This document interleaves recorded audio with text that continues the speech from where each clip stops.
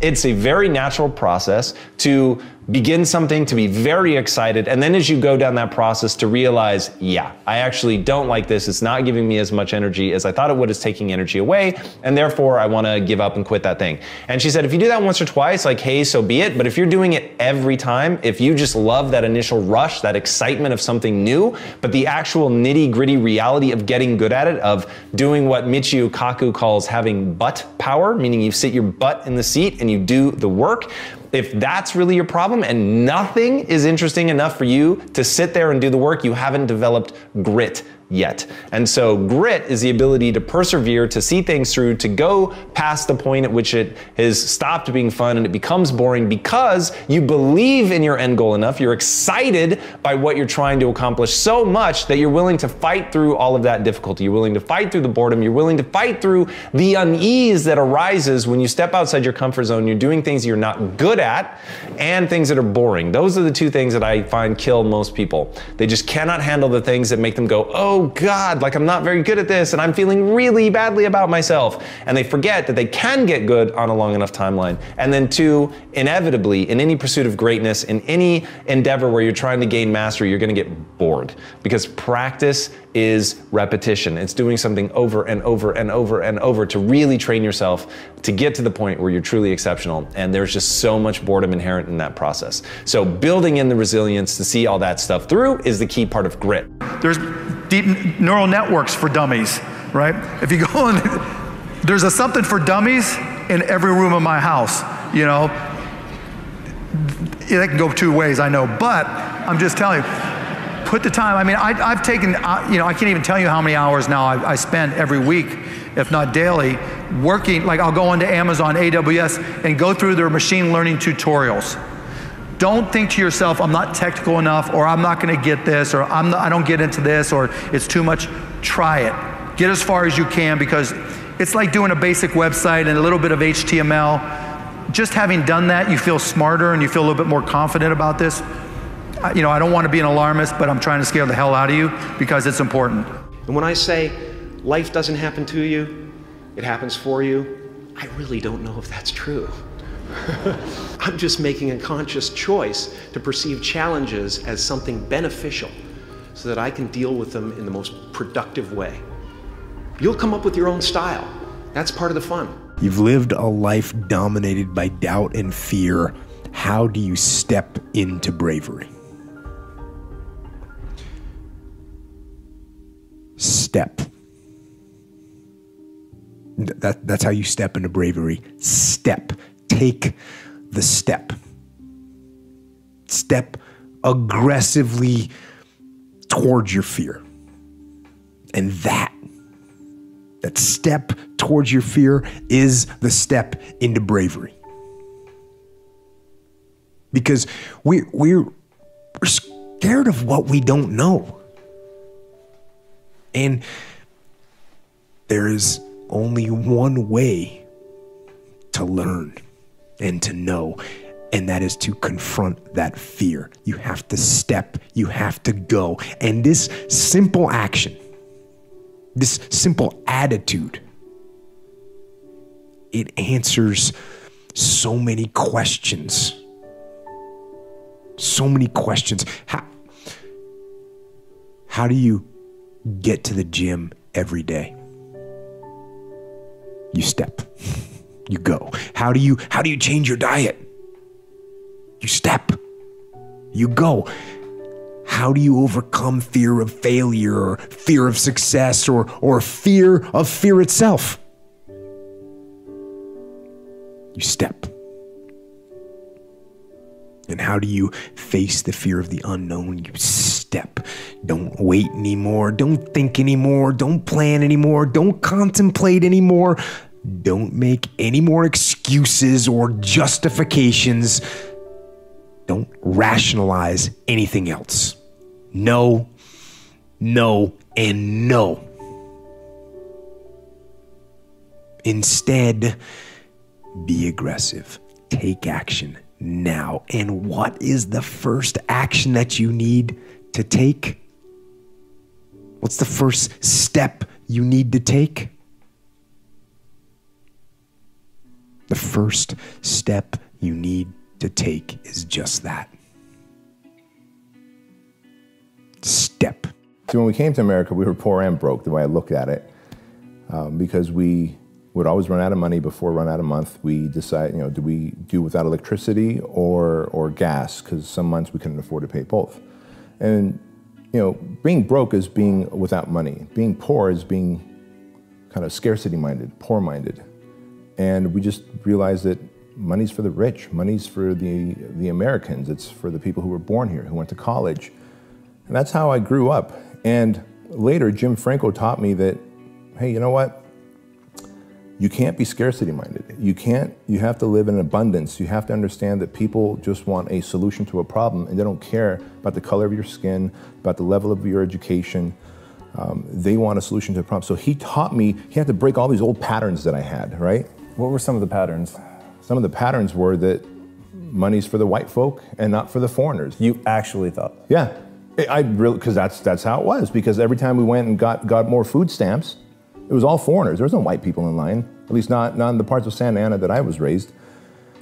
And so I felt that money was for the people who were telling us to leave this country, go back to your own country. And that also puts a chip on your shoulder, right, against them. And so I guess I had some reverse racism towards white America. Now I realize for no apparent reason. There was a couple of idiots in every culture, I imagine, right? But so that was one pattern that I had. Another pattern that I had was that being proud to be blue collar. Like my dad was like, and he still says this, work is holy. And I believe that work is holy. But the fact that he had so many jobs, a paper route, pumping gas, worked at a pizzeria. And so because of that mindset, blue collar, we were always this blue collar mentality, and I took pride in being blue collar. Another pattern Jim Franco had to break was like, dude, be white collar. Don't use the shovel, sell the shovel. I'd never heard that phrase before. I'm the guy that took pride in, I could dig a deeper hole, a deeper trench, I could outwork you, but that's still trading time for dollars. And so to be able to break those limiting belief systems that I had, to me was huge. And all of a sudden I realized I'm no longer poor-minded. I may end up broke again. I do really well now, but I may make one or two bad decisions with my money or my investment and end up being broke again, but I'll never be poor. And I know how to get back from broke because I know how to add value to society, solve problems in exchange for money. But I'll never be poor again. And poor is a state of mind of feeling out of control, scarcity-minded, taking pride in being blue collar. No one should ever take pride in being blue collar, period. You've got a brain, you've got a solution to a problem that people want to pay for, put it out there. So when you say scarcity-minded, abundant-minded, what do you mean? Well, a scarcity-minded person says, uh-oh, someone else opened up a gym, across the street from me, they're gonna put me out of business, I better charge less, right? The abundant-minded person says, someone else opened up a gym across the street from me, I better out-service them, outwork them, out-social media them, right? So the scarcity-minded person is always, the sky is falling, the Chicken Little mentality, the, oh my gosh, if Trump goes into office, then we're all screwed. Oh my gosh, if Hillary goes into office, then we're all screwed. I don't care who's in office anymore. I control my own economy. The economy can crash and go back up and back down again. I will find a way. As Tony Robbins says, I'm built for winter. I just didn't know it. And so more people need to be abundant-minded in that if the economy crashes, I just have to deliver more value and create this category of one about myself. If competition shows up, I have to out-service them, outwork them, out-social media them, versus shrivel up and die. Whether it's personal or people around me, when you see people that are positive, that look at something good and something bad that took place, they move along in life faster, they're better, and people want to be around these people. I mean, too often people gossip. Then one gossip person wants to be around the other person that gossips. But they don't realize when you gossip, you're saying something you heard about somebody else. You're telling everybody, what if part of it was wrong? You're gonna go out and tell every person you told this, oh, I'm sorry it was wrong. Tell everybody you told it's not gonna happen. So it's things you learn about. Don't gossip, don't belittle people if you don't have to. God, please don't. Try and look at the positive angle. What good could come out of something? And that positiveness is gonna make you live longer, happier, and wake up in the morning happy, not, oh my God, I gotta go to work, I can't wait till I get home, I wanna retire, because people were not positive, they were not happy. And what happens when they retire? They hate their job, they retire, 3 or 4 years later they're dead because they have nothing to do. That positive attitude, be around positive people, encourage positiveness. If you find yourself walking around just complaining all the time around people that complain a lot, man, move or just try and do something different, change your life. Being positive and a positive attitude is find something positive and something bad. Makes you look for solutions. When I was down and out, oh, pop bottles, let's get the pop bottles, cash them in. Everyone in this room knows how to create. You're not a manager of your life, you're a creator of your life or you wouldn't be in this room. How do you create your life? You get hungry for something, don't you?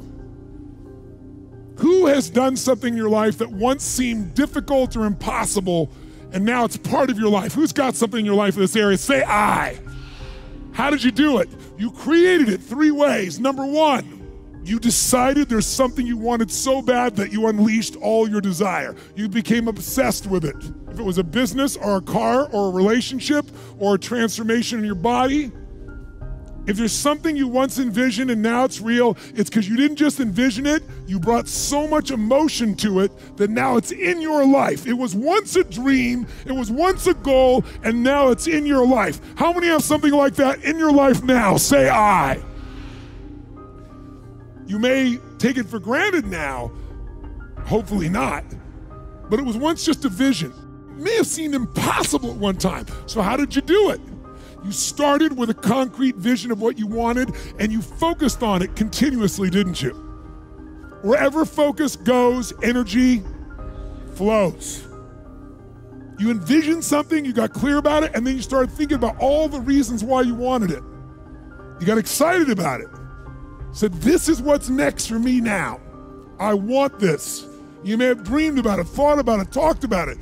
But when you focus on something continuously, something magical happens. You get insights, don't you? You overhear a conversation and you hear something you wouldn't have heard if you didn't have that outcome or goal that you wanted so badly. Who's ever come up with something, obsessed about it, didn't even know how to do it, and it just happened and it came together? Who's had that experience? Say I. So why don't we tap into that power now for your business and life? ESPN called me. They did a story on me this past summer, but they called me one day and I picked up the phone. They said, is this Inky Johnson? I said, last time I checked, I'm Inky Johnson. They said, is this the same guy that said if you could change what happened to you, you wouldn't? I said, absolutely. They said, it's our understanding the game of football meant the world to you. I said, at one point, it did. They said, it's our understanding that your family was banking on you making it to the NFL so they can have a better way of life. I said, yep, that's correct. They said, we're coming to see you. I said, all right, cool, come on. They said, but we don't want to see you in Atlanta. We want to see you in Neyland Stadium on the exact yard line where your life changes. The same time of day. The only thing that won't be present is Air Force's team. So, all right, cool. And so they take me to Neyland Stadium. They put me on the exact yard line where my life changed. They said, now tell your younger self why you wouldn't stop your injury if you could. If you could be in the NFL right now making millions of dollars, tell your younger self why you wouldn't change that situation if you could. And I say the reason I wouldn't change it, believe it or not, it has nothing to do with me. Like on a personal level, he thought I was going to say, because of the man that I've become, the perspective that I've acquired, my faith has been fortified. He thought I was going to say something like that. I said, no, it has nothing to do with me. It has everything to do with the lives that have been affected by the result of the process and the thing that I represent in the world. What my spirit represents when somebody see me, they think perseverance. What my spirit represents when somebody see me, they think don't quit.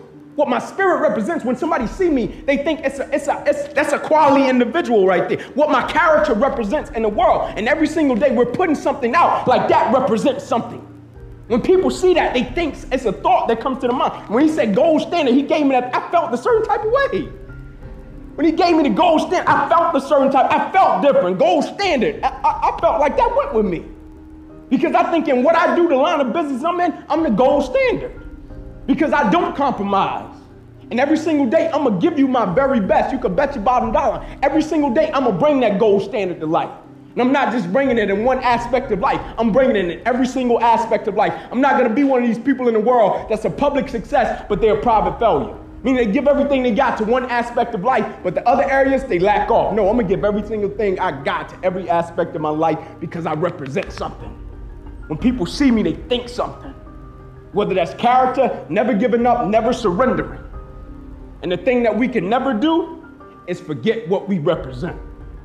Because that's how guys end up on the bridge on a cardboard box sleep.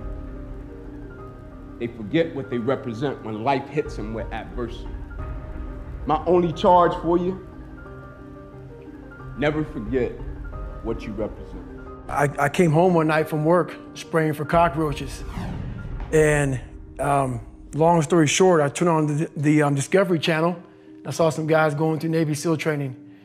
And they were going through Hell Week and they were getting their ass just beat. You know, in and out of the water, guys ringing the bell. They were just suffering. And I was weighing like 297 pounds. And I had to make a change in my life. You know, I was at an all-time low and I wasn't going anywhere. And I was exactly what everybody said I was gonna be, which was nothing. So I had to make a change. What was it about seeing suffering that's really interesting? And I actually get it, but I want to hear you explain it. Why suffering was the thing that triggered that thought? Well, for me, growing up, I came from a horrible background. I got called nigger every day of my life growing up, lived in a small town. The Klan headquarters at that time was about 20 minutes from where I lived. One of the high ups in the KKK, son, sat behind me in 2 classes, so he called me nigger all the time. I got my first car, they spray painted nigger, we're gonna kill you on it. So I was just an insecure, scared kid. And the only way I could find myself was through putting myself through the worst thing possible. I'm gonna say the exact opposite of what the world, today's world is saying. So we read a bunch of books nowadays. As humans, we wanna find out how to be someone else. What we don't do is we don't go inside. So literally turn yourself inside out. Read the book that's like we're writing a book every day of our lives. Every day we're seeing who we are as people. When I was growing up, I lied for people to accept me because I didn't accept myself. So I would make up stories so then you would accept me into your world. I would, everything I did was for someone else to like me. It wasn't until I started reading my own book about how pathetic I was as a human being. I can blame my dad, I can blame kids at school, I can blame having health issues, ADD, my mom not being around. Great mom, but she was doing her thing. Right. I could blame a lot of people. And that's the book I was reading. And I put it off on everybody else. It wasn't until I said, you know what, for me to fix this, I gotta read what the fuck is wrong with David Goggins? Not blame anybody. Read my book and say, okay, I'm afraid of my shadow. How can I overcome that? Go in the military, get your ass kicked, do things you hate to do, be uncomfortable every day of your life. Roger that. I'm not the smartest kid in the world. Okay. Instead of somebody saying, oh no, you're smart. No, don't say that to yourself. I said to myself, no, I'm a dumb. Okay, roger that. How you get smarter? Educate yourself. So the things that we run from the truth. We're running from the truth, man. So the only way I became successful was going towards the truth. As painful and as brutal as it is, it changed me. It allowed me to become, in my own right, who I am today. Many people spend their lives in a state of almost permanent dissatisfaction. Right. Unfortunately. So they may be looking for some purpose, or they may have given up hope that there is some purpose for them, and they're just surviving or making a living. Or caught up in the doing. Caught up in the doing, in the stress of it. Right. And so usually when we talk about purpose, when people talk about purpose, they think of purpose in terms of future. Where am I going? What am I supposed to do? What's the direction I'm going? What is my goal, the goal that I want to achieve? And that, of course, is there. It has its place, but I call that the outer purpose. More fundamental than the outer purpose is what most people usually overlook, and that is the realization that what matters most is finding your inner purpose. So inner purpose is aligning your life fully with the present moment so that you are no longer out of alignment with the present moment, which leads to the state of dissatisfaction that we talked about, that is the reality for many people. So you have to go, first of all, beyond the state of dissatisfaction that is so many people's reality. Right. But you cannot go beyond the state of dissatisfaction through some future goal that says, one day I would like to be in a state of fulfillment or satisfaction. No, you have to enter the state of fulfillment and satisfaction by becoming one internally with the present moment. And your purpose then, your inner purpose, is that alignment with where you are right now, to be totally where you are, and whatever you are doing, even if it doesn't look like the life purpose that you want for the next 30 years, whatever you are doing now, to be total in doing it, and no matter what it is, to be true to life by being true to this moment. I always want to constantly evolve, you know, I always want to constantly grow. I never want to get to a point where I feel like I got it figured out, you know, like I always want to like kind of like push myself to be better, you know, and do greater things, no matter what it is. I mean, I want to be the best. I'm a competitor, you know, I like to compete, you know, like growing up with, you know, with the name Michael Jordan, you know, I've always had a certain pressure on myself and always having to kind of like, you know, prove people wrong and I just kind of like put an instant chip on my shoulder of wanting to just to be great, you know, and do great things and also help people, man. I'm really big in the next generation.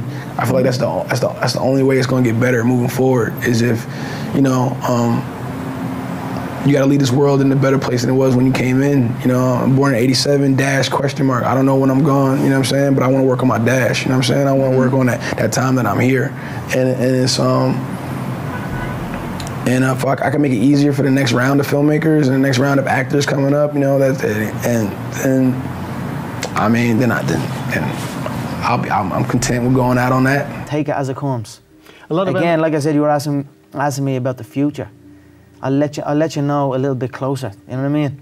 As far all I can see right now is the gold. That's all I can see. You need to bet on your strengths and don't give a f about what you suck at. You're gonna, way too many people in this room are gonna spend the next 30, 40 years of their lives trying to check the boxes of the things that they're not as good at, and that you're gonna waste a load of time and lose. I highly recommend auditing yourself, or if you have no empathy or EQ or self-awareness, then find somebody in your family or friendship that does and let them tell you who you are. And once you believe that, either for yourself or someone else told you, go directly all chips all into that, because that is the only possible way, in my opinion, watching from the outside, that is, let me rephrase, that is a very highly likely way of over-indexing, because the truth is, if you want to be an anomaly, you've got to act like one. You know, like, and so, that's it, that's what I got. So thanks for having me. As I started studying people that did more, not people that didn't do more, not people that said do less, not people that said, hey, don't be satisfied or be satisfied, not people that said, hey, be grateful for what you have. I started studying people that said and had done more, that you can do more. That's who I listen to today. I listen to the people, my friends in my life, the people I listen to, the people I talk to, the people that I follow on Facebook or YouTube or Instagram. I don't follow everybody. I follow the people that say, you can do more, dude. I follow the people that say, I am doing more. I follow the people that are actually doing something on this planet to make a difference for the better. You have to be selective. You have to give something up, okay? You cannot listen to everybody, to every voice, to every person that's quit or given up.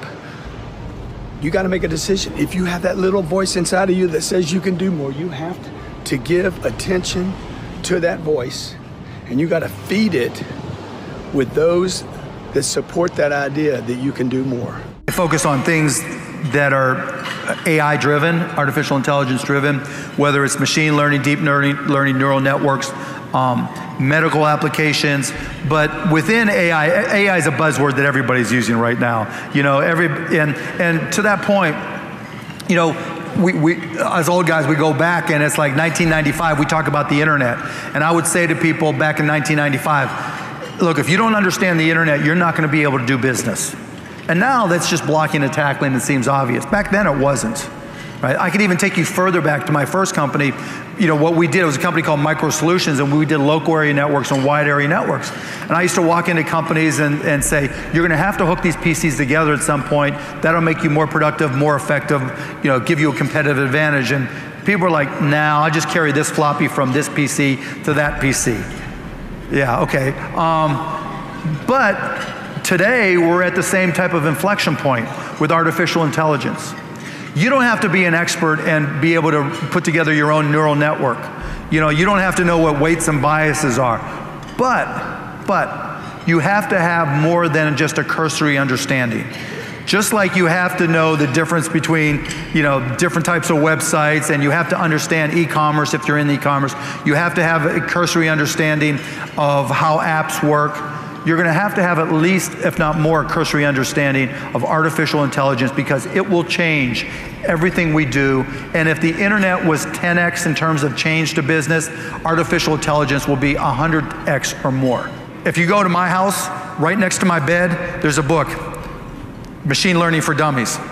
If you go into my bathroom. So that means taking things, using things in your life that are scars, using those moments as a weapon. Right? Using those as, you know, using basketball as kind of like a vehicle through which to express yourself, right? So so at that moment, for us to face the Celtics again, it's not about the Celtics. It's not about your opponent. It's about you. It's about you taking your inner struggles and channeling that through the game, right? As a way to unleash, right? So now it became a matter of, how do I express that to them? How do I get them to that point where they figure this out for themselves? Because I can't say, hey, listen, I need you to play harder. So what'd you do? Well, I had to share my story. I had to open up to them and let them know I've dealt with things. This is the things that I use. This is how I go about focus. This is how I deal with adversity. This is how I deal with, you know, arguing with my wife the day of a game and showing up to the game and still having that focus to be able to play. Like, I used those things to open up with them. And then in turn, they were able to take those stories and make them their own. I've been making music now with, you know, like Tony Bennett for a couple of years, and you know, Elton John is, you know, one of my closest friends, and his husband David, and they just have showed me that, like, I'm a baby in my artistry, you know, and I just have to keep making music and keep going. And so my focus really for this album is showing that to young girls and to boys that want to make music, that you don't have to get lucky on the internet. It's not a social media game. You don't have to find a, you know, the hot producer and get the hot track, you know, to be a star. You can just learn how to play an instrument and sit in your room and practice and write songs and poetry, and then you can go around the corner to the bar and meet other artists that do the same thing that you do, and you can hang out and talk about music and write songs, and then you can play at the spot around the corner and gain one fan, and then do it over and over and over again until you're discovered. You need to know what your unique strengths are and be willing to delegate. So I would say that the question of whether you should take a skill, learn it yourself, delegate it to someone else, or hire a new team member are determined by having a very accurate self-assessment and assessment of your team's skills. Not only what you can do, but what you should be doing. That's very important. So if you're a startup CEO or founder and you have a team of, say, 2 to 10 people, as soon as you have funds to hire, you should not be focused on the things that you are bad at. Sounds very, very intuitive, but it's not, because you might have enough time to do those things, but the question is, do you have the attention to dedicate to those things so they're not an interruption? Especially if you're a venture-backed startup and you're competing against other companies that also have a lot of funding, the game and the race goes to the swift, so you have to have a lot of velocity. There were other things that I probably should have done, not from my perspective. I mean, from my point of view, I did the right things. Every film that I've done, I'm happy that I made that choice. I don't have any regrets whatsoever. But I mean, in terms of sustaining box office, you know, bankability, I should have done a few other things that I didn't do. But I'm glad I didn't do them, me. You know? Because it wouldn't have been you. Yeah, it would have been for the wrong reasons. I did everything that I've been lucky enough to do, I did for the right reasons. It's very easy to be seduced by doing things efficiently, trying to do a lot of things well. I don't believe that's the most important thing. The most important thing is picking the right things to do in the first place. And that's being effective versus just being efficient. So within a startup, it's success, I don't think is measured by how many things you can do at once. It's measured by how effectively you're able to pick the one or two things that are the highest priority. And there's always going to be a seduction to get distracted and focus on 20 things at once. And the most effective entrepreneurs I know are very good at focusing on one or two things and either eliminating the rest or delegating it to other people or outsourcing it. So it's not done within the team, but it's actually to third parties. I knew I was wired to be excited about business. How or why, I don't know, but you know, and there's certain guys that have the genetics to jump out of the gym, right? There's certain guys, you know, that, you know, when they golf, they have the muscle memory and the discipline. You know, Dirk Nowitzki may not be the most talented guy in the NBA, but his discipline and his focus to do what's necessary to be successful, he's willing to do, and combine it with being 7 feet tall and being skilled, you know, it makes him an amazing basketball player. So it's understanding what your skill set is, finding the right place to use those skills, and then going for it. You know, will that make you 250 grand? It depends if you pick the right industry. But whatever industry you pick, if you outwork everybody, if you try to be a little smarter than everybody, if you try to be a better salesperson than everybody, if you try to be better prepared than everybody, you've got your best chance. Because if you don't do it and somebody else does, you know, I have the saying, work like someone's trying to take it all away from you. You know, I actually work like someone's spending 24 hours, working 24 hours to take it all away from you. And that's kind of the way I look at it. And I remember asking my dad to, I wanted new basketball shoes because I was a basketball junkie back then. He's like, well, your shoes work. If you want a new pair of tennis shoes, you have to go out there and get a job. And I'm like, Dad, I'm 12 years old, and it just so happens he was playing poker with his buddies, and one of his buddies was like, well, I got a job for you. I've got these garbage bags that we distribute. You can sell them door to door. I'm like, okay.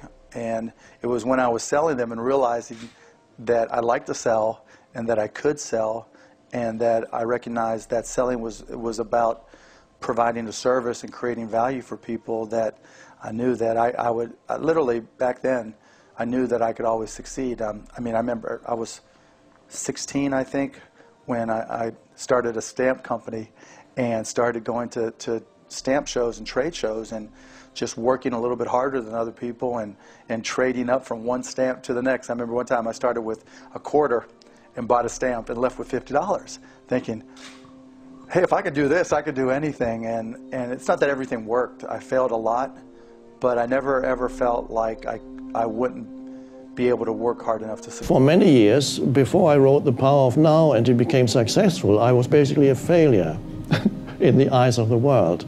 So he's already almost 50, and what has he achieved? My mom said, you have thrown away your life. You had so many possibilities in your life. You walked out of graduate school in Cambridge. Why did you walk out of there?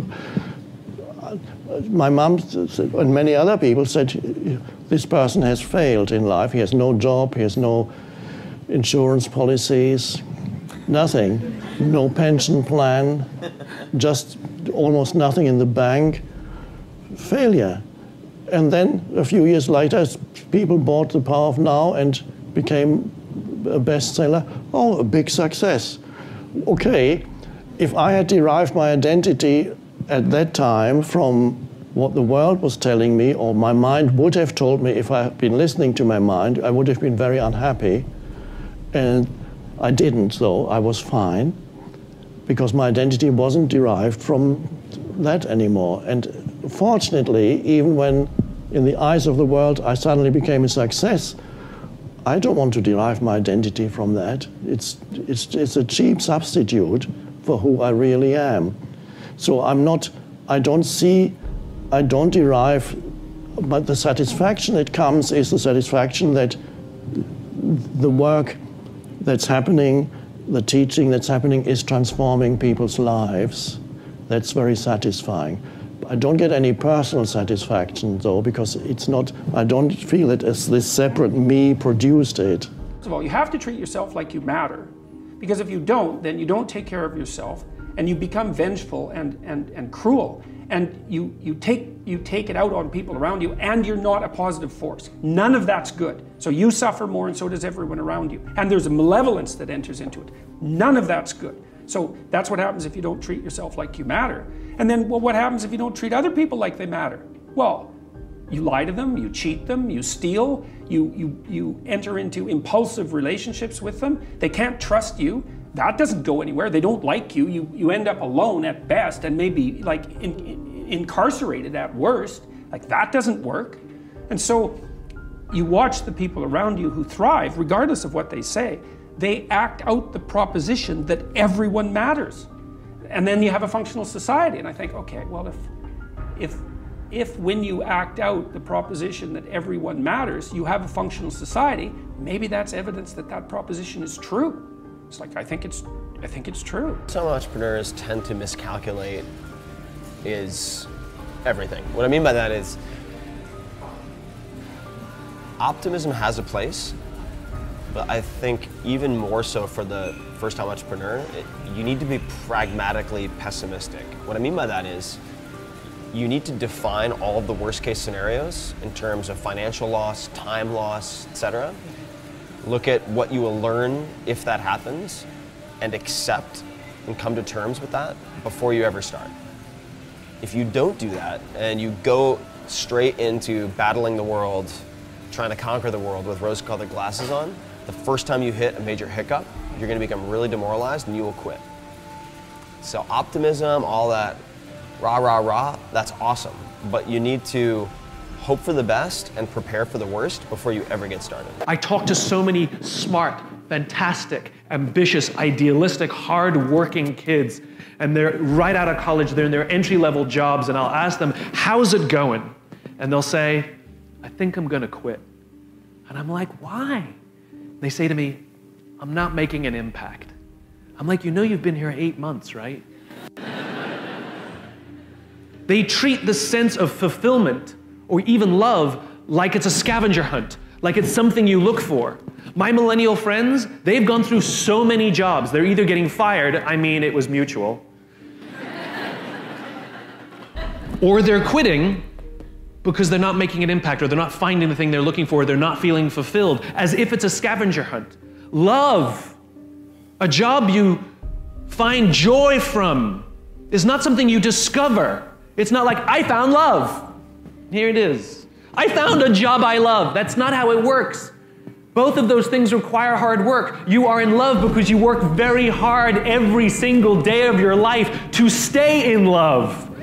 You find a job that brings you ultimate joy because you work hard every single day to serve those around you, and you maintain that joy. It's not a discovery. But the problem is this sense of impatience. It's as if an entire generation is standing at the foot of a mountain. They know exactly what they want. They can see the summit. What they can't see is the mountain. This large, immovable object. That doesn't mean you have to do your time. That's not what I'm talking about. Take a helicopter, climb, I don't care. But there's still a mountain. Life, career fulfillment, relationships are journeys. The problem is, this entire generation has an institutionalized sense of impatience. And do they have the patience to go on the journey to maintain love, to feel fulfilled? Or do they just quit and on to the next, dump and on to the next, ghost and on to the next?